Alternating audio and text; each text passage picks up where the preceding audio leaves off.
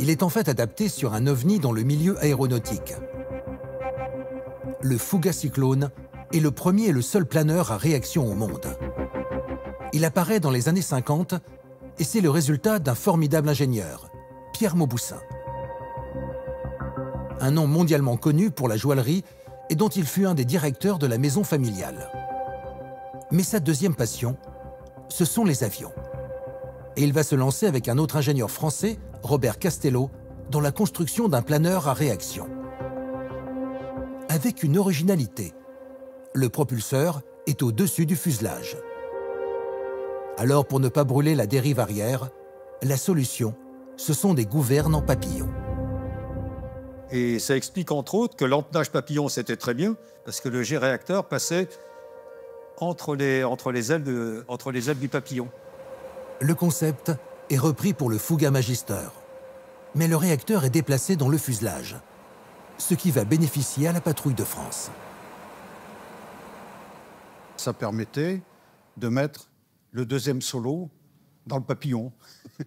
C'était plus esthétique qu'il y ait une porte ouverte au nez de l'avion qui se mettait derrière sur le dos. Le masquage du charognard n'existe plus. Et c'est un vrai bénéfice pour les spectateurs qui découvrent cet avion aussi près du leader. Pour les pilotes, c'est aussi un avantage dans la performance de l'appareil. Pour la traînée, c'est-à-dire ce qui va freiner l'avion, au lieu d'avoir un plan fixe et un plan vertical, on n'a que deux plans horizontaux qui sont un petit peu plus grands, et donc ça freine un peu moins l'avion. Le Fuga Magister est une réussite esthétique avec son empennage nouveau. On peut à la fois faire monter le nez de l'avion et le faire aller à droite, mais avec un petit peu moins d'efficacité que si on avait deux gouvernes dédiées. Mais la masse de l'avion avec sa propulsion en font un aéronef exceptionnel. On était toujours proche du public. Pour faire un looping, il nous fallait 1000 mètres de hauteur. L'avion est idéal pour la patrouille de France, mais il est à la base un engin dédié à l'apprentissage.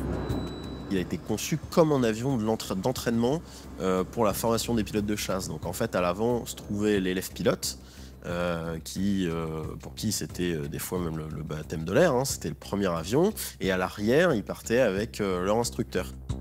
Les doubles commandes lui permettent de reprendre la main s'il sent que l'élève n'a pas une maîtrise correcte de l'appareil. Son manche est relié au même arbre que celui de l'élève.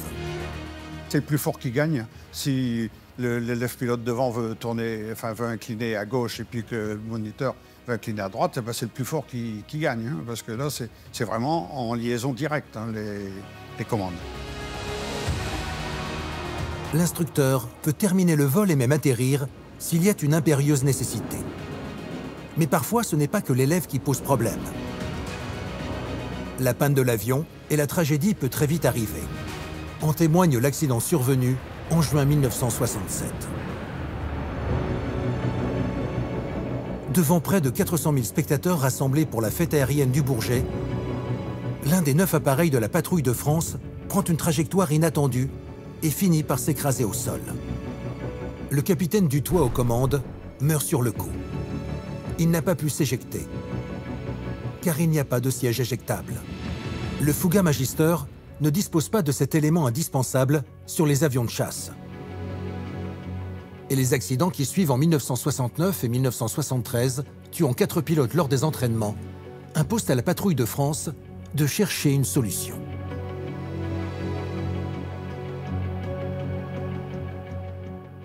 Un siège éjectable, ça a besoin d'une base qui est stable pour pouvoir s'éjecter, parce que quand le siège part, il y a une énergie qui part exactement dans le sens inverse.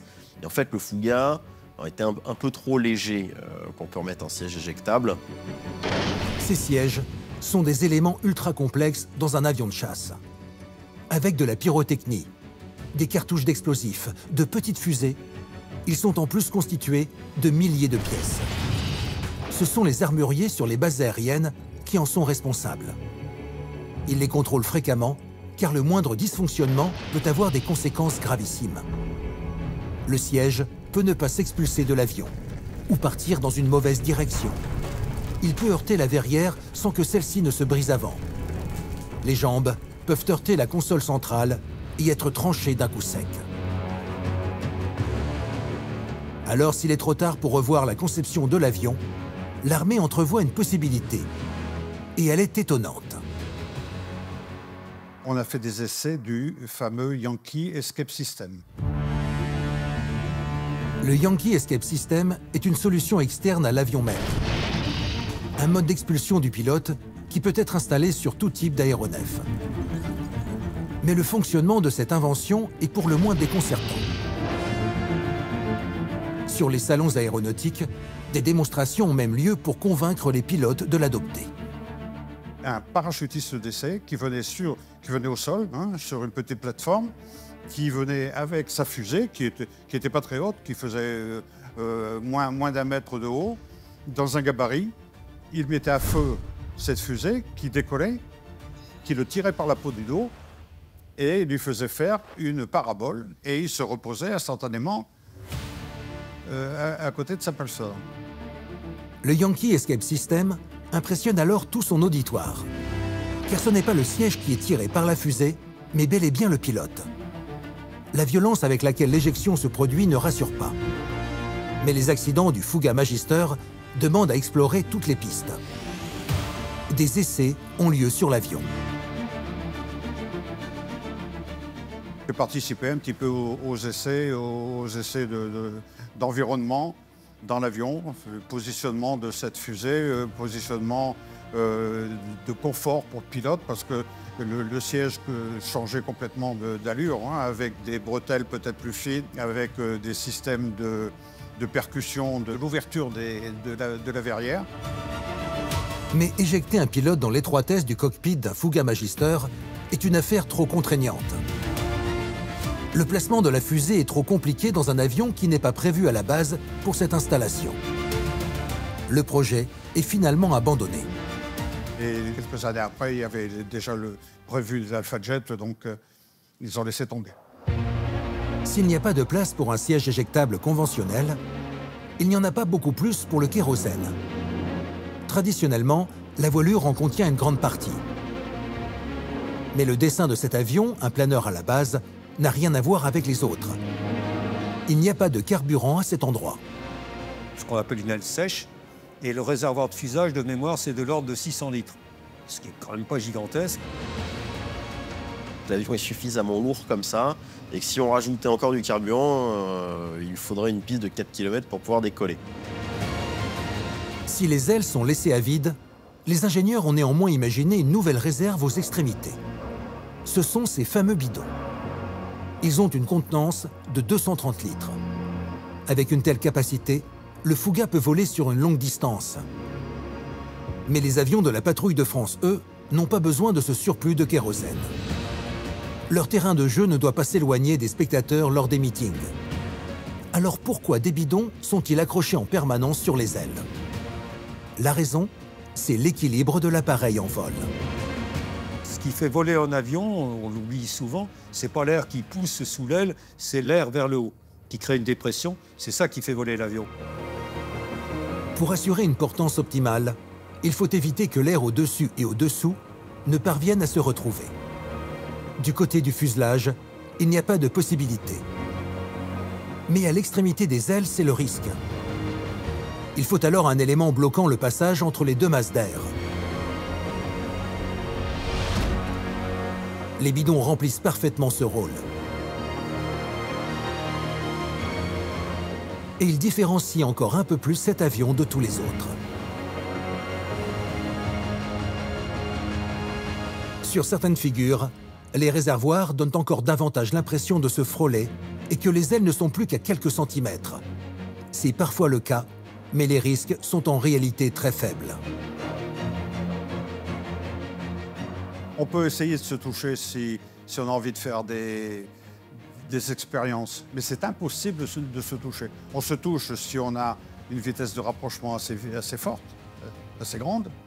Là, on peut se toucher. Mais si on essaye d'y arriver tout doucement, bidon contre bidon, c'est impossible. Il se passe une telle pression entre les bidons que les bidons, on a l'impression qu'ils se frottent, mais ils ne se touchent pas.